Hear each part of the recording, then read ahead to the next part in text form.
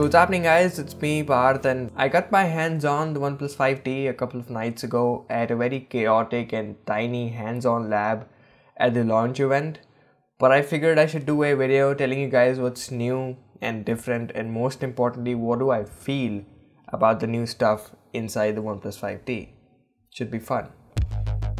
So of course, the highlight of the show is the 2017-ish 6-inch AMOLED display with an 18:9 aspect ratio, and this has actually been put into a body that's just 1 or 2 millimeters higher and wider than that of the OnePlus 5, which is impressive. It's technically the same display as the 5 with basically the same amount of pixels every single inch, which is 401. But in this one, OnePlus has actually added a feature known as sunlight display, which basically increases the contrast of the display under bright and harsh lighting conditions for better visibility. I'm pretty sure it's done by the software, so I'm kinda excited to test it out on how accurate this would be. Now, this is an 80% screen to body ratio, which is actually a great bump up from the 73% in the 5, although it's still not the highest. The highest is the Essential phone with about 84%. But if you ask me, I find this to be more convincing to look at because it feels more uniform in my opinion. I mean, it's got tiny and equal sized chin and forehead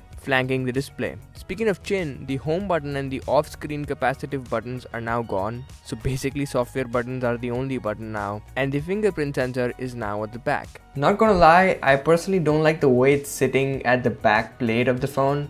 It's not very appealing visually and aesthetically, but it makes sense ergonomically.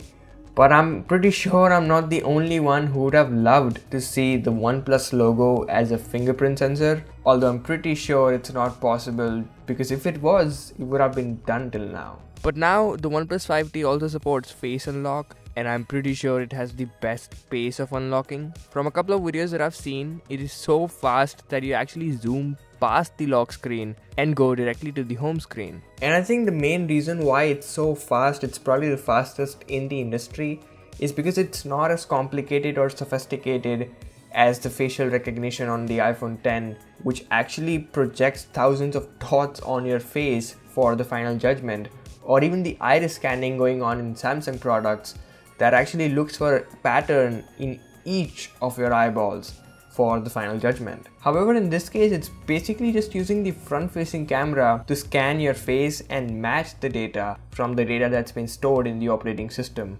securely. That's about it. And hence, I'm not sure if this is the most secure form of protecting my privacy on my smartphone, at least on the OnePlus 5T.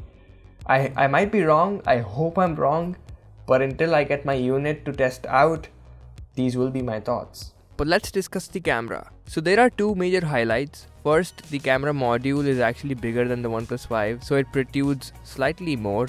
And secondly, the telephoto lens is now gone. Instead of the telephoto lens, there is a 20 megapixel sensor with a 27mm lens attached to it, which also has an aperture of 1.7, just like the primary lens that gets carried from the OnePlus 5. Oh, and the portrait mode is actually still alive, and now it's all managed by the software, which is kind of scary, but OnePlus actually has a pretty powerful software team, so to be honest, I really have high hopes. But the reason why they got rid of the telephoto lens and put in a standard one is basically to enhance low light performance. They say that under extreme low lighting conditions, about 4 pixels merge together to create a well-lit image, which actually sounds pretty cool in theory, but again would really have to test it out in order to make out its practicality. Oh, and as far as the video is concerned, it's obviously capable of shooting 4K, but there is still no optical image stabilization, so it's basically just using the software to actually stabilize the video, which in this case is known as electronic stabilization.